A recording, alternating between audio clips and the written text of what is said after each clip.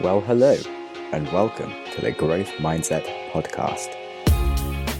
Join me, Sam Harris, on my journey of curiosity and growth. I have conversations with some of the world's most fascinating humans, from billionaires to Olympians, and most everyone in between, such as suspiciously happy people and even a hitman.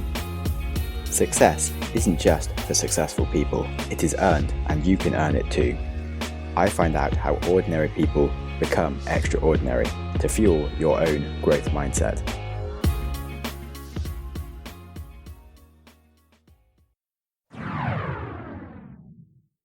On the show today, I'm interviewing Debbie Arcangeles, who is a lovely human who runs the Offbeat Life podcast. She managed to completely quit her job and go remote and work as a full-time podcaster and nomad, living the dream, and she helps other people do the same thing. I think you'll learn a lot from her. She's got a great book on podcasting and just generally achieving your goals in life. So she's really helped teach me a lot about raising my ambitions around the podcast side of things, because I just haven't been that bothered about commercializing it as such, and I've just done this for general interest. And I think she helped me a lot, and I'm sure she'll help you if you ever thought about trying to become more of a remote individual. And I would recommend her own podcast, and I've appeared on that. And we had a lot of fun there. So yeah, great conversation with Debbie and lots of great insights on mindsets and trying to find success and happiness on your terms.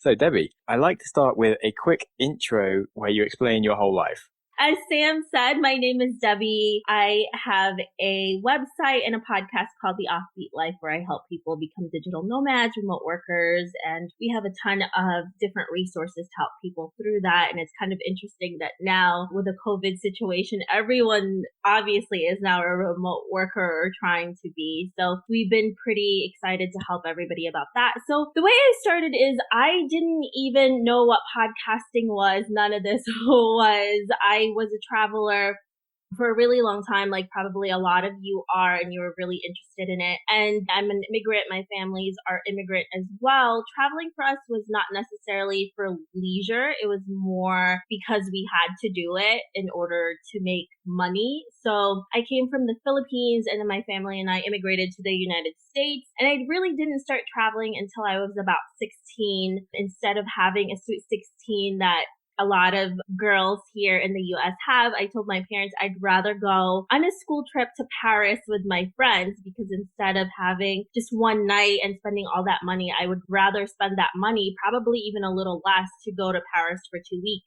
So that's what I did. That was the first travel that I've ever done outside of immigrating to a new country. And that really sparked my interest in traveling. And then after that, I worked 2 to 3 jobs to kind of sustain my travel addiction after that. And I worked a ton of jobs in my 20s. I was a gallery director, a photojournalist. I was an art teacher, a photographer, you name it, I've done it. I started 3 jobs, failed it before I actually succeeded in this one. So it was a lot of ups and downs and a lot of failures that I definitely learned from. And I got into podcasting because my fiance at the time was really into podcasting, and he introduced me to it. And I knew it was a medium that I wanted to do, because at that time, everybody was like, you should start a blog. And I didn't want to tell people what to do and what to see. And I would rather talk to people who are able to travel and make it more sustainable. And that's really how this whole journey began, was just for me to learn from other people. And I thought that recording it, hopefully I could help other people do it as well. And within a year, I was able to leave my full-time job and do it full-time. And now it's a little over 2 years. And this is my main bread and butter, podcasting and content creation. And that's about it.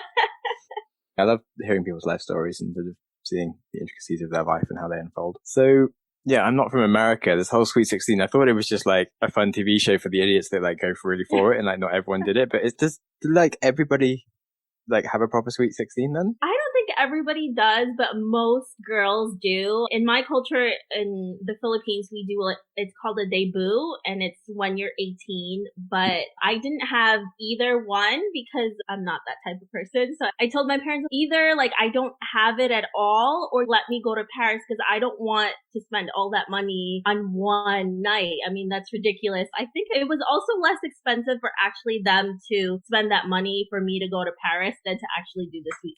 Yeah, it's interesting. I guess I think maybe people that kind of have this travel bug do just sort of As in, I had like a job at college with my friends, and they kind of spent it all on like computer games and like just eating nice things for lunch or whatever. And I just sort of didn't spend any money on like those kind of stuff or like having big parties. I went to lots of parties and things. And then it was all like, yeah, I'd rather spend this on travel. Like you get so much more money for what you, so much more experience for what you spend. You can kind of go to parties and have like as much fun anyway. And when you host your own party, it's not even that much fun, I swear.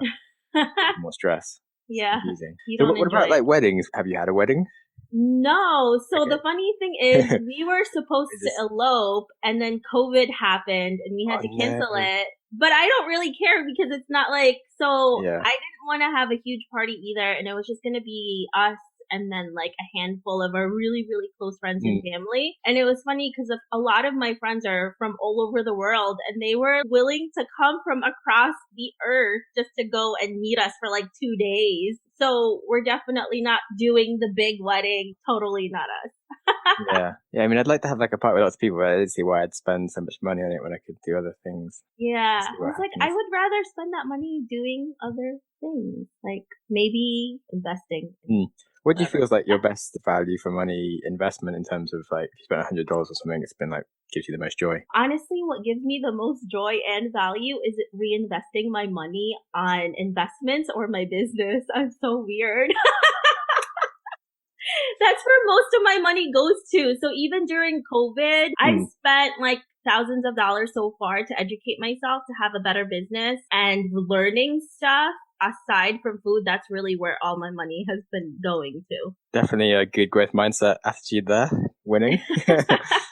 It's always interesting to see what you can add to yourself. And the whole concept of like your money, you can like lose it in an instant. But if you're constantly investing in yourself and becoming a wiser, smarter person, then your potential to earn just goes up and up and up. Like the older you get, if you're always becoming smarter. Interesting. So then you went into like all these different jobs.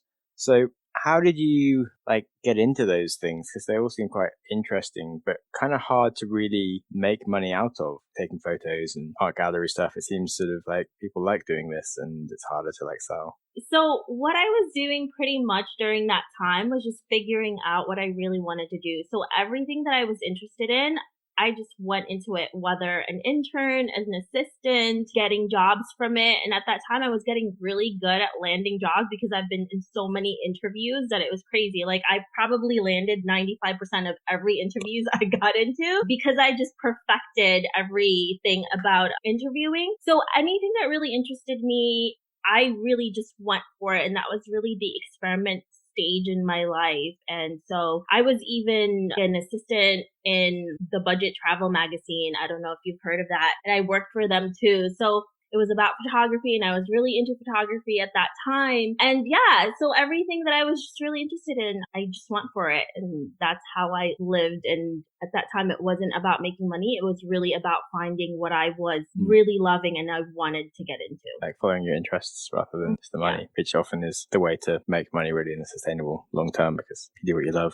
you'll be able to keep on doing it and do it really well. Still, it's rather cool. And I guess you learned like a lot of skills along the way for them being able to sort of set up the podcast that you now run from doing this. So I often ask people about how they employ others and the questions they like asking during interviews and things, but not the other way around about how to like ace an interview. So what were the things you learned that gave you the 95% hit rate besides just showing up and being interested? Is there any actual like specific skills you used? So if you've been to enough interviews, you're going to realize that they ask you a lot of similar questions. And I'm forgetting all of that right now because I haven't been in an interview for God knows how long. But if you go into enough interviews, they're going to be asking you a lot of similar questions. And what I would do is I would test it out, my answers on every single one. And then whatever really hit the mark, then I would keep reusing that and then tweak it a little bit. And then I just got really good at it. And then also, because I did it so much, I wasn't nervous and I was super confident in what I was saying. I knew what to do, what to say, what questions they were going to ask me, that it just became second nature and I was just really comfortable in my skin. And I think that's really what they are looking for, is somebody who is confident, who they think will know what to do, and someone who has the right answers. I obviously didn't start out that way and I fumbled in so many different interviews before I started getting really good at it. But again, you keep going and going and going, you're just going to be really good at it. Yeah, because it can be pretty demoralizing when you've sort of gone to a few interviews and hasn't gone well, and then you sort of just put things off, but just keep going. General useful lesson in life and taking action, really.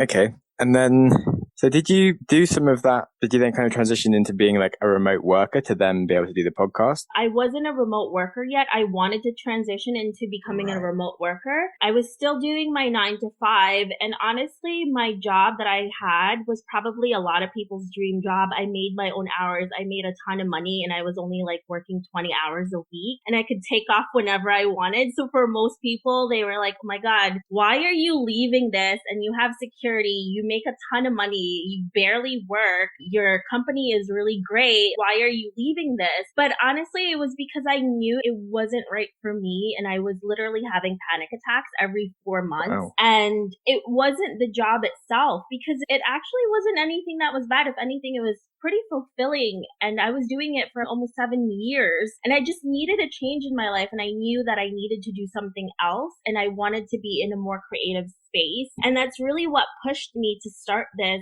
And for a lot of people, they thought it was freaking crazy, because they were like, you have it. You don't work a lot. You could take off whenever you want. You could travel when you want. Your bosses are awesome. Your company is great. Like, what the hell are you doing? But I just knew, like, it was a risk, but I'm so glad that I did it. It's interesting, because I just certainly get more panic attacks from like things being too easy than things being hard, whereas like going out and doing ridiculously stupid things, that the normal kind of stuff that give people panic attacks. So like that's like the normal like nice environment of like, good, you're going right, there's chaos, this is fine. Yeah, like we thrive in chaos. I feel like I always have to be challenged, and I think with that job I felt like I was at the top of my game, and then after that I knew like I wasn't doing my best anymore, because I was getting bored. Like I was just really bored, and my company kept offering me more positions that were higher, and I was like, no, I don't see anybody in my company that I would be like, that's where I want to be in like 10 years, exactly. you know? And I was like, this is not where I want to be. So that's why I kept having panic attacks. Pretty strange, but that's how my mind works, in terms of if I can see like my life path and it doesn't like excite me in every single way, like I'd rather have no path ahead of me and just like have the option to perhaps make it awesome, or it could be terrible, but like it's fine as long as I don't know what it is. If I know what it is, I'm not happy with it. I'm like, oh no, oh dear. Thanks. That's helped me understand myself a bit better. I haven't really like thought of it in that way exactly, but it makes a lot of sense. Okay, and then you went into podcasting and things. So how did you turn that into something that makes money so quickly? I guess we can kind of just go through some of your general podcasting tips. Yeah, absolutely. So I didn't even know that I could make money from podcasting until about 6 months after I started it. And then brands were coming to me, because every time I thought about it, I knew I wanted to make money from it, but I thought it was going to be something in the future, because every time I talked to other podcasters, I would go on like Facebook groups, people who were in it for like 5 years or more, 3 years or more, 2 years or more. They were like, you're not going to make money from this, so slow down. You need to have a ton of downloads. Like you need this, and this in order to even make that. So it felt really disheartening, because I'm like, wow, so I don't even know how long this is going to take, but I know I really love this. And I was still at my day job at that time, so it wasn't really something that really concerned me, you know, because I didn't need to make money from my podcast. And then 6 months later, 2 brands actually simultaneously contacted me and was like, how much are you asking in order for us to get an ad space on your podcast? And I was like, what? I thought this would take like years. I don't even have a ton of downloads. I don't know what's happening. And I was just really lucky, because at that time I was interviewing a ton of really great entrepreneurs on my podcast. And I started talking to one of them, and I was like, how do I do this? I have no freaking idea how to price myself. I don't know what to offer, because everyone was telling me that this can't be done this early, especially when you don't have a lot of downloads yet. And then he goes to me and he said, well, don't listen to people that don't know how to make money. Like that's why they're not making money. You need to listen to people who are actually creating income. So then he started sharing with me like how to price myself, how to negotiate all of those things. And within 8 months, I made my first 5-figure month with my podcast. And the rest, as they say, is history. And a few months after that, because it was just consistent, I was like, okay, I could leave my job. Like I could actually do this. And now it's almost 2.5 years and I'm doing it full time. And that's pretty much how it all started. I didn't know it would happen that fast, but it did. Sweet. To be getting to 5-figure months, did you then have to increase the downloads, or were you still sort of not huge? I mean, how did you? Yeah, honestly, I landed that 5-figure deal with less than like 4,000 downloads a month. It wasn't a lot at all. Yeah. So I landed those deals. Some of them found me because also another thing that was really crucial is I started getting featured in a lot of big publications like Forbes, Refinery 29. So that made me, in their eyes, an authority in my niche. And I think I also got in at the right time. And I was getting featured in all of these different like travel podcasting, digital nomad podcasts, transitioning stuff like travel, all of those things. And they found me through there, or somebody told them about my podcast. So it's just being found. So you really have to be out there and people have to know you in order for these brands to actually approach you. And also I did a lot of pitching, and I was talking to a few people about this the other day. So it's been over 2 years, and I probably have pitched to 500 to 600 brands, and 95% of those brands either said no, or I haven't heard from. But again, remember I told you about me like just being pit bull with interviews? That's the same way I go about pitching. I don't really care if anybody says no to me. It just means that I need to get better at pitching and negotiating and all of those things, where I need to tweak my pricing, my offerings, my services. So it's always about making yourself better and how to do this well, right? Because the more you practice, the more you're going to get better. So that's really how I approach things. And I think a lot of people, once they get a no, they think it's a no way, never. And I've had companies before that said no, and I was like, can I get back to you in a few months? And they were like, yes. And then I went back to them a few months later, and then we're working together. So don't take no for an answer. If you have to, who cares? Like, go to another brand and just keep making yourself better. That was useful. Thanks. So do you do any other kind of ways to monetize the podcast in terms of like membership, courses, and these things?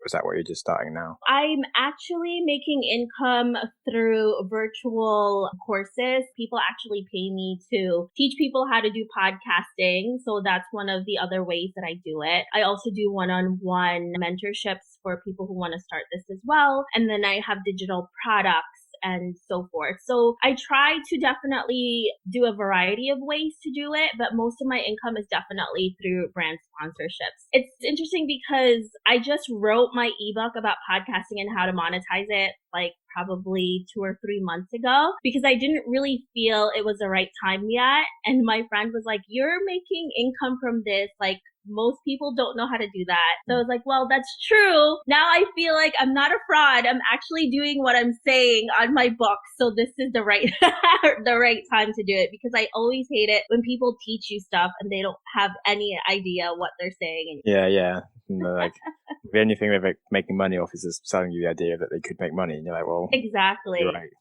Yeah, I didn't want to be that person. And I was like, so you're a business coach, but you've never had a business except for your coaching business. Definitely. Very strange. And sometimes people exist. But yeah, it's really cool. So in terms of other tips on podcasting besides monetization, do you go into like how to work out what to podcast about, how to make it good, how to interview people, these kind of things? Yeah, absolutely. So the book goes about showing you how to start it, equipments to use, how to edit it, the topics, how you can figure that out as well, your niche, who your avatar is. And then we also go into growing, how to get featured in these publications and all of those things that have really worked for me, because a lot of these brands and companies that want to work with you, it's not just about the downloads, it's about the relevancy of your audience and who they want to target. And I also go into negotiating, creating your media kit, how to price yourself, how to create a pricing sheet. So it just goes into a lot of those details that I feel like a lot of podcasting books and courses don't really go into. They give you like fluff that you can pretty much get online. But that's also because a lot of podcasters don't really know how to monetize their show either. So we talk about all of that stuff. Super useful. Okay. I definitely didn't really put any effort at all into monetizing, but I did have people approach me and then turn most of them away because I didn't always like what the products were and things.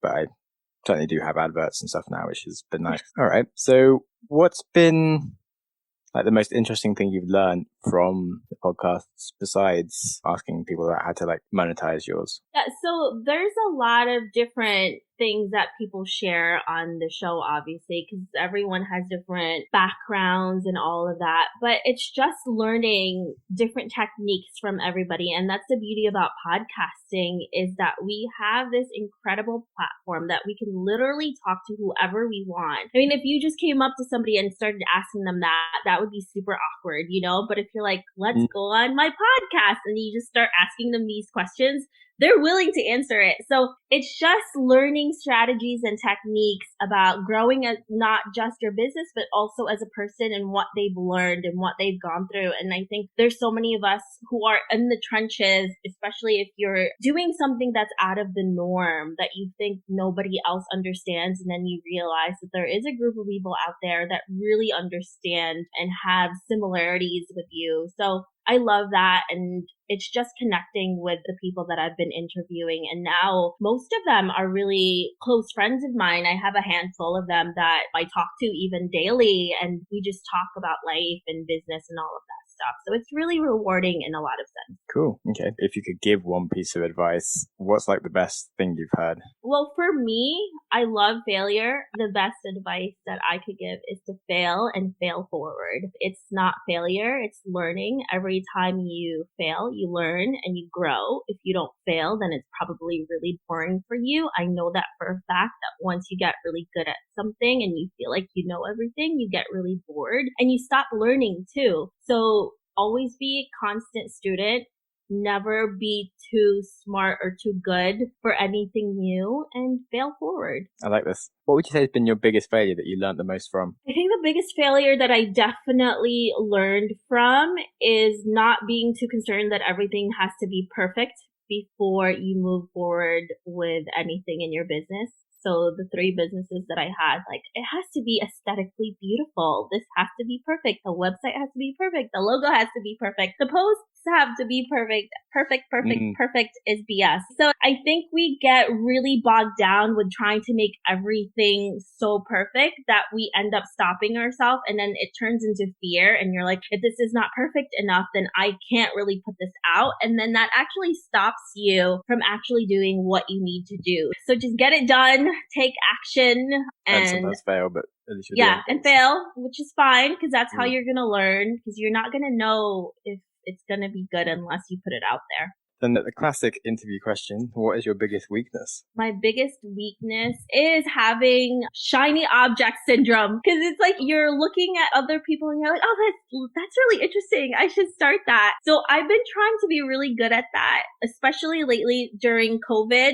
And I'm like, oh my God, I have so much more time now. So instead of doing that, I always ask myself, is this going to make my business grow, or is this just going to distract me? Because every time I start something new, I start all over again. So do I want to keep starting all over again, or do I want to keep growing? So those are the questions that I ask myself every time I want to start something. So now I've been really good at it that instead of starting something new, I find something in my business that I need to make better. And that's what I do instead of starting something completely new, because oh my God, it would be horrible every time. I need to get better at shiny objects and doing within just my things. Kind of like with my podcast, is in that yours is like a bit more specific than mine. Mine's very like, I can interview literally anyone under like the remit of what the title is, which does mean that I interview basically anyone, I feel like. Because it's like, oh, you sound interesting. I'd love to have you on. This is great. Like, you mentioned a bit of a life hack to be able to talk to people and learn from them. But it is a bit like a vague, as in, what is the point of the podcast if it's just sort of random people that sound like interviewing? And,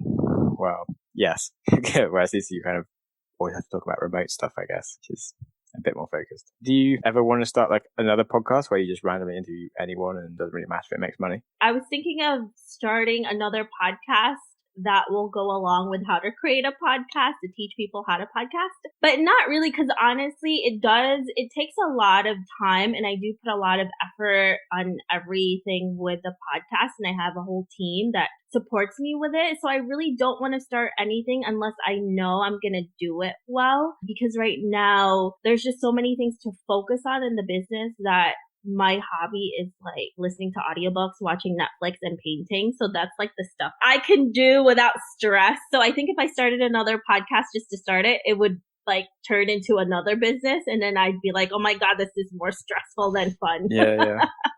Yeah, I've started a podcast with a friend where we read like a book a week of like philosophy or sort of ancient wisdom, and it's been so good. It's kind of just randomly read what I feel like whenever I feel like it. It's a bit more focused, but it's definitely, if you could pick like 1,000 books that you want to have read by the time you're sort of 10 years older, it's a bit more deliberate rather than just randomly, oh, I feel like reading this right now, because you kind of get a bit swept away with like random modern stuff that sounds useful. I am building an app to let you listen to podcasts and books together with other people, which is, so you can basically have like virtual book clubs with like your mates.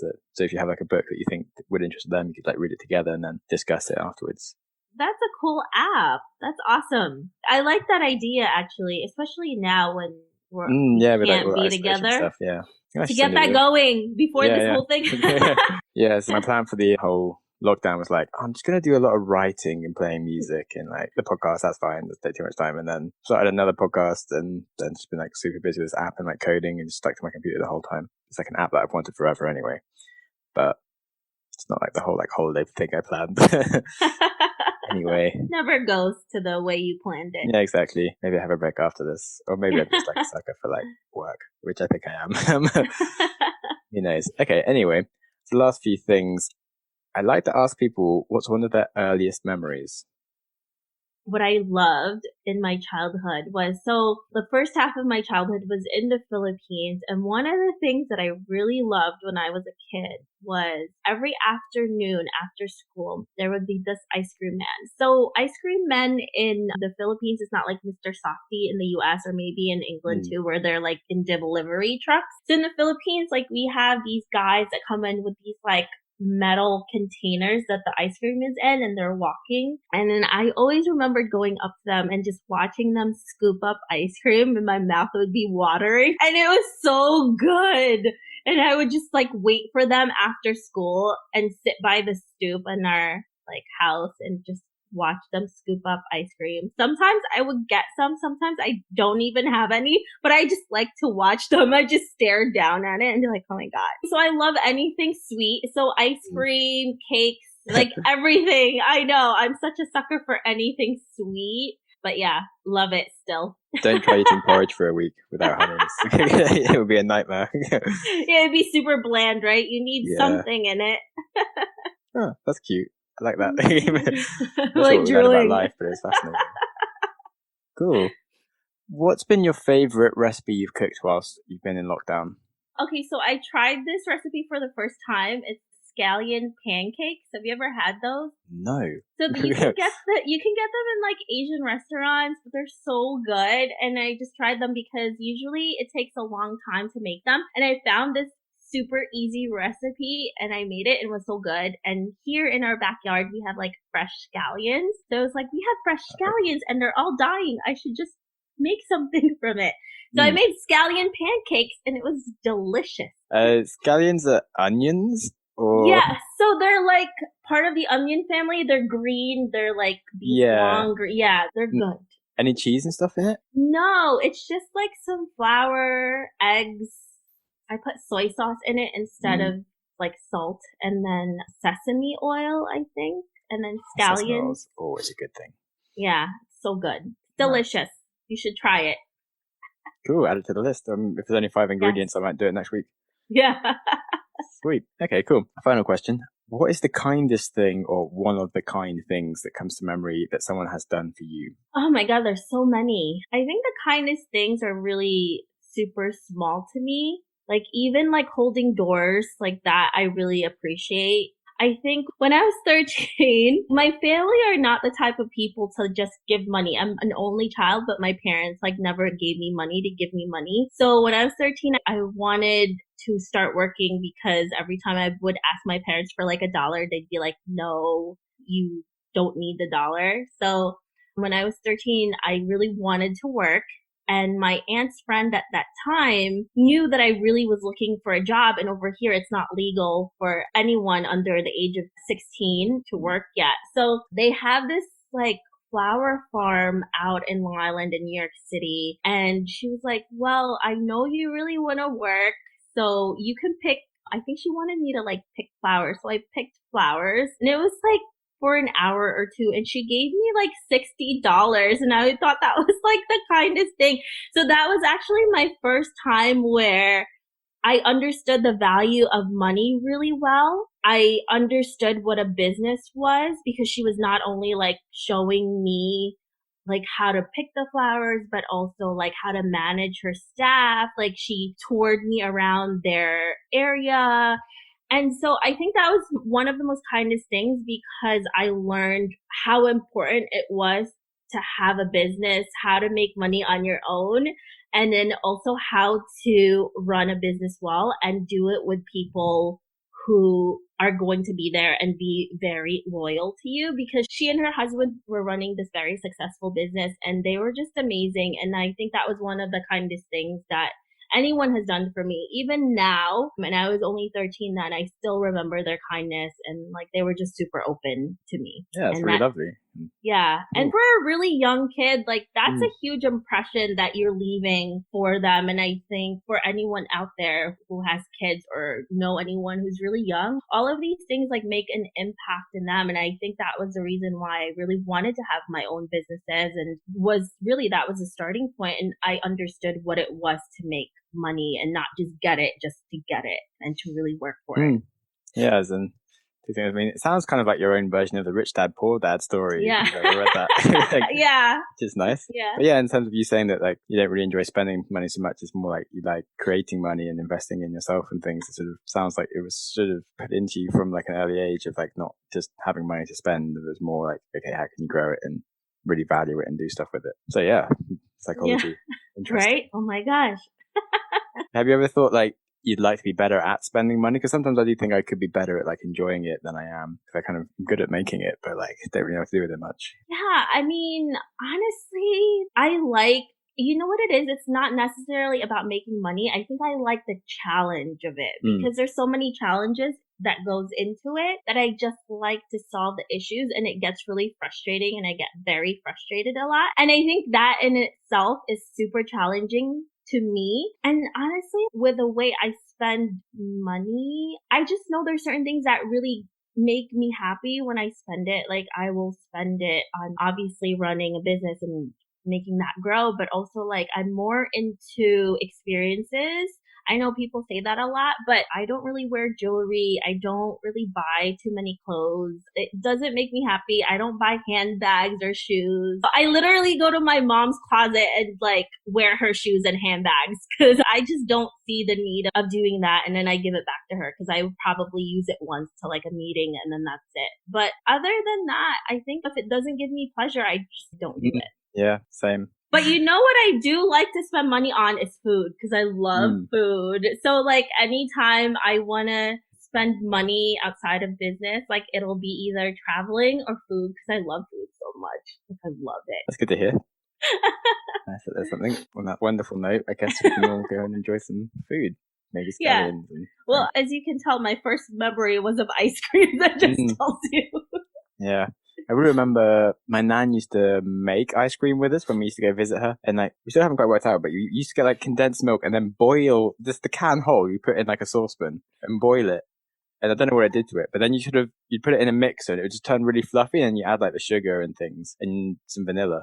And you basically just have like a liter worth of like ice cream. It's just really vanilla and nice. And after it freezes, there's like a treacly layer at the bottom. It was so good. Yeah, homemade ice cream. Maybe you could try it now. You could try making. It's a bit unhealthy. I quite like making it with bananas instead. Like, yeah, those are good too. Bananas, and it's super simple. Like I make a milkshake and it's just frozen bananas with almond milk. Oh my god, it's so good. That's great. You should try it. It tastes exactly like a milkshake, and you won't even know the difference. It's so good. Try it. Yeah, I love these types of sweet hacks where you can get like stuff that tastes just as bad as if it should be really naughty, but actually it's really, really good for you. Yeah.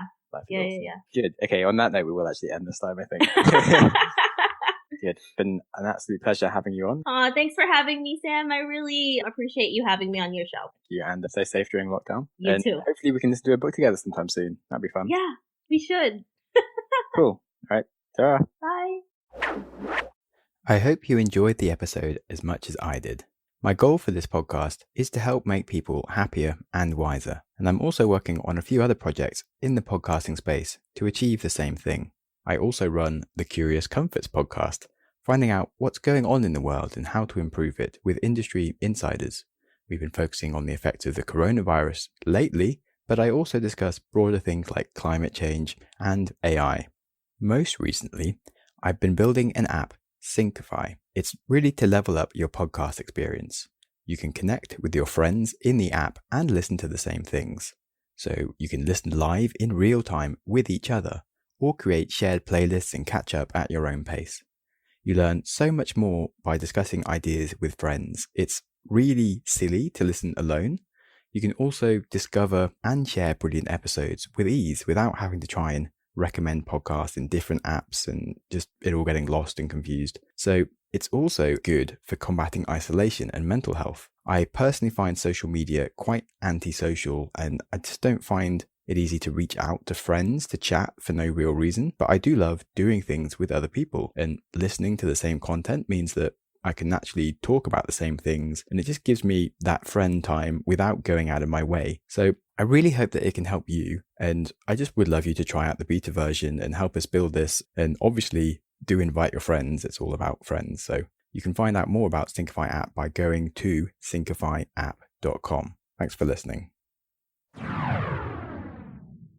Congratulations on listening to a whole episode of the Growth Mindset podcast. Before you race into another podcast, try pausing. Ask yourself, what have you learned?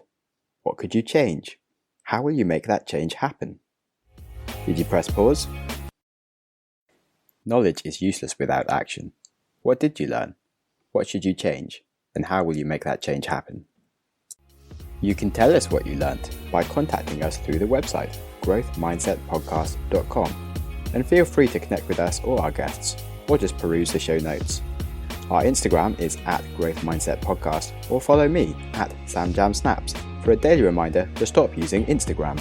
If you enjoy random acts of kindness and want to support the show, you can support us on Patreon or leave us a review on iTunes, and you'll make me very happy. And with that, keep learning and keep growing.